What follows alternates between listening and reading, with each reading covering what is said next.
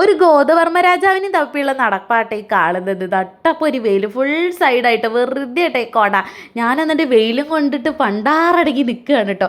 അപ്പോൾ കൃഷിഭവൻ എന്നുള്ളൊരു crop survey ഉണ്ടായിരുന്നു കേട്ടോ. അപ്പോൾ ഈ ഗോദവർമ്മ രാജാവിൻ്റെ ലൊക്കേഷൻ ഇവിടെയാട്ടോ കാണിക്കുന്നത്.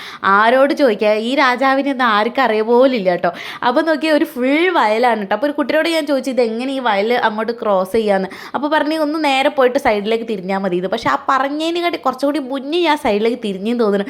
ഫുള്ള് ചളി കേട്ടോ. കാല് ചവിട്ടുമ്പോഴത്തേ പൂണ്ട് കേട്ടോ. അങ്ങനെ എൻ്റെ കാല് പൂണ്ടിട്ട് എൻ്റെ ചെരുപ്പൊക്കെ പൊട്ടിയിട്ടോ. കാലുള്ളിൽ പോയിട്ട് ഇങ്ങോട്ട് കിട്ടുന്നില്ല. അങ്ങനെ എങ്ങനെയോ ഞാൻ പുറത്തേക്ക് എത്തിയിട്ടോ ചളീൻ്റെ ഉള്ളിൽ നിന്ന്.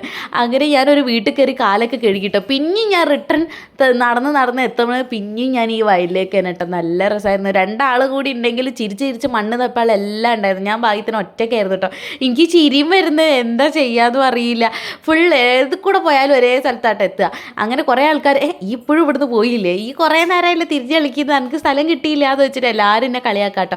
അങ്ങനെ ഞാൻ കുറേ നടന്നിട്ടോ. പിന്നെ റിട്ടേൺ പോകുമ്പോൾ ഞാൻ മെല്ലെ കാല് വെച്ചിട്ട് എങ്ങനെ ഒരു സേഫ് സോൺ കൂടി ആട്ടോ ഞാൻ പോയത്. ഭാഗ്യത്തിന് ഞാൻ എങ്ങനെയൊക്കെ വീട്ടിലെത്തിയിട്ടോ. എന്താ ചെയ്യുക. അപ്പോൾ അത്രയേ ഉള്ളേ.